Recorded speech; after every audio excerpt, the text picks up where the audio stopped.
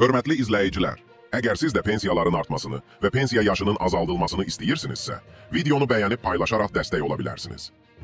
Nazirlər Kabineti polis əməkdaşının maddi və sosial təminatları ilə bağlı qaydaların təsdiq edilməsi haqqında qərarda dəyişiklik edir.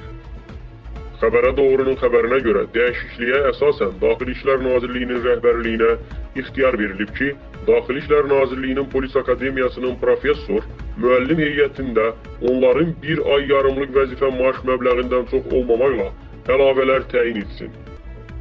ABŞ Dövlət katibi Antony Blinken Senatın qəbul etdiyi qətnaməyə və ölkədəki nüfuzlu siyasətçilərin çağırışlarına baxmayaraq, Rusiyanı terrorizmin himayədarı dövləti kimi tanımağa hazır deyil.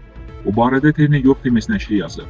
Nəşrin yazdığına görə, Blinken belə bir addımın Vaşinqtonu Rusiya ilə biznesini davam etdirən bəzi müttəfiqlərinə qarşı sanksiyalar tətbiq etməyə məcbur edəcəyindən ehtiyat edir.